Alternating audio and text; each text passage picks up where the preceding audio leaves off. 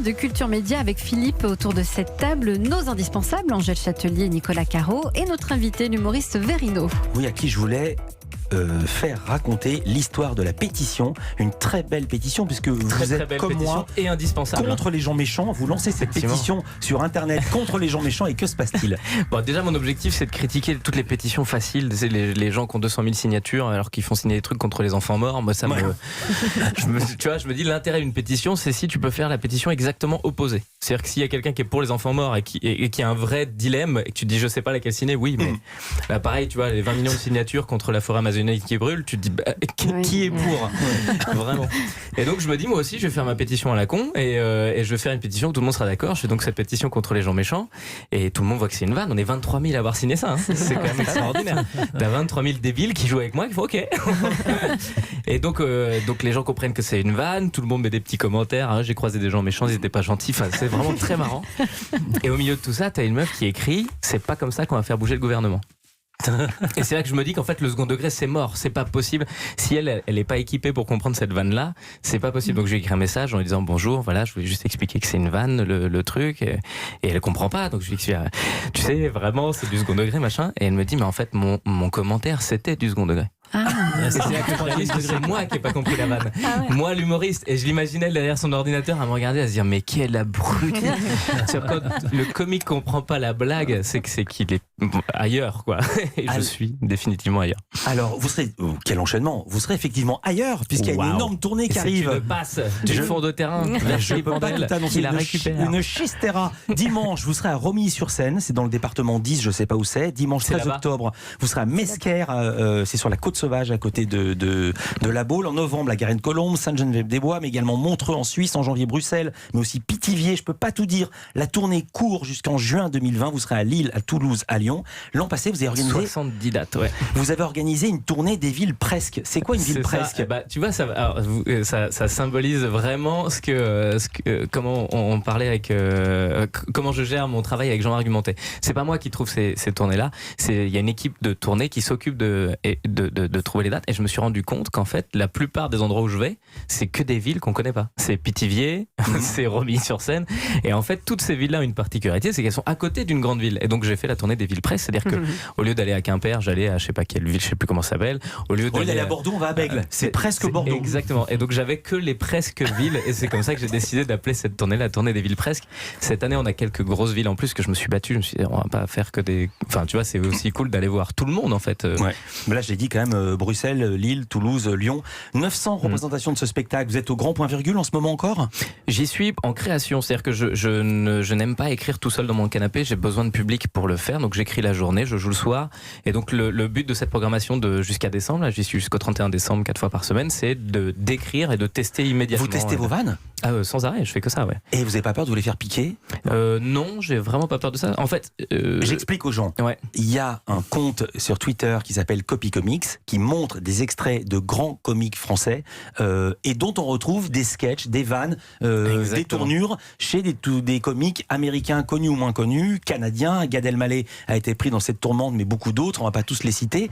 Et justement, on raconte que un des écueils du milieu humoriste en France, c'est que les gens font des scènes ouvertes, ils vont tester leurs blagues, et il y a des types qui sont là dans la salle qui notent les vannes, et la vanne on la retrouve chez un autre. C'était ma question, j'expliquais le contexte pour ceux qui connaissent pas Copy Comics. Est-ce que vous n'avez pas peur de ça? Vous n'avez pas peur de retrouver votre vanne chez Pierre-Paul ou Jacques? Je suis une machine à écrire, j'en écris 50 par semaine des histoires, donc si tu veux, je me dis, en fait le seul truc qu'on peut pas me piquer c'est mon cerveau.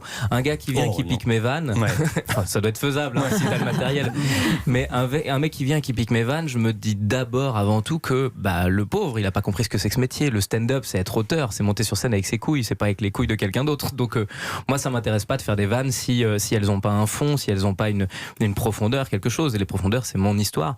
Donc pique mes vannes, vas-y, mais tu vas pas aller loin, quoi. Et moi mon ambition c'est de durer et d'écrire beaucoup. Je dis ça parce que vous étiez un des rares à dire publiquement que vous trouviez pas forcément négatif l'existence de Copy Comics. Je suis très heureux de pas savoir qui c'est, parce que en vrai j'aimerais pas savoir que c'est un pote qui fait ça. Voilà, mais maintenant que je ne sais pas qui c'est, il y a un justicier masqué quelque part qui fait respecter ça. Je dis pas que c'est bien de faire tomber tous les gars qui sont tombés, parce que en vrai c'est trop tard et bon bah voilà, c'est fait. Mais ça, surtout moi, ce que j'adore, c'est la vertu éducative de ça. C'est que derrière, les gars qui démarrent le stand-up aujourd'hui, ils piquent plus des vannes parce qu'ils ont trop peur de se retrouver là-dedans. Et puis on est en train de parler d'humoriste. Il faut juste savoir, puisqu'on est avec Nicolas Caro et Angèle Châtelier, que si vous piquez de la musique, vous avez un procès monstrueux. Et si vous piquez des extraits de romans dans un autre, vous avez un procès monstrueux. Et le plagiat en musique est absolument pas toléré, ni en écriture, et tout d'un coup il serait toléré pour les humoristes. Il est très difficilement prouvable. C'est-à-dire que moi, si je monte sur scène en disant bonsoir avec un mec derrière qui fait bonsoir, c'est à moi. Tu dis, ah ouais. En fait, les mécaniques existent, en fait, il s'agit de conscience, presque de conscience professionnelle et d'amour de ce métier-là, et on peut pas vraiment imposer aux gens d'être passionnés par ce taf, quoi. On vous a vu au cinéma, Verino, avec José Garcia dans Fonzie, dans la série Bref sur Canal+. Ça vous tente, le cinéma? Eh ben, alors, faut que je fasse attention à ce que je dis, parce que je sais ce que vous avez dit. J'aime bien ça. Je vais vous dire ce qu'il a dit à La Voix du Nord. Allez. Le 6 avril, on dit ça vous tente le cinéma? Il a dit pas du tout. Et il a changé la Donc je me suis dit, il va pas être capable de sortir ça. Derrière, j'ai mes potes qui m'ont mis, t'es con quoi.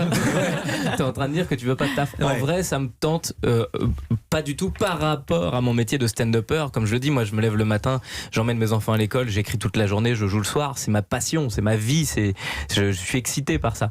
Le cinéma, ce serait plus un moyen pour augmenter une notoriété. Mais je suis pas passionné de la même manière. Il y a des comédiens formidables. Question un peu perso, Verino, c'était votre anniversaire hier? C'est exact. Voilà, le 17 septembre, vous savez ce que c'est? C'est l'anniversaire de Verino. Ouais, non, mais c'est uniquement le deuxième pic de naissance après le 24 septembre. Le 24 septembre, c'est les parents qui ont fait l'amour pour le réveillon du 31. Et là, c'est les parents qui ont fait l'amour pour le soir de Noël. Ma question est simple, vous y avez jamais pensé avant ça? Joyeux Noël, papa, maman. Ouais, vous êtes sûr que vous êtes un enfant de l'amour? Non, j'en suis quasiment sûr que non. Hein. Vous saviez pas ça? Je suis un enfant de la génération d'avant. Je suis un enfant du presque amour, tu vois. Aujourd'hui, les enfants pour qu'ils naissent, faut vraiment de la volonté. Voilà, mais vous saviez pas ça? Vous êtes créé un 24 décembre. Calculé, pour moi, c'était pas le 24. C'était, je m'étais dit, ça doit être début janvier. J'en ai jamais parlé avec mes parents, effectivement. Mais je pense qu'on va faire une réunion. Vous avez baisé quand exactement? J'ai besoin de savoir. Ça peut faire un sketch, c'est ma dernière question. Ça peut devenir un sketch? Tout peut devenir un sketch. Cette phrase-là pourrait devenir un excellent sketch. Merci à tous, merci à Verino. Je rappelle, VOD, Verino on demande, c'est sur internet. Votre chaîne YouTube, on la trouve facilement. En tournée jusqu'en juin 2020. S'il y avait des erreurs dans l'émission, je vous dis juste que c'est la journée du pardon aujourd'hui. Demain est un autre jour. Nous, on va se retrouver à 9h avec François Pellissier, le patron des sports de TF1, et le romancier Olivier Adam. Merci à toutes et tous. À demain.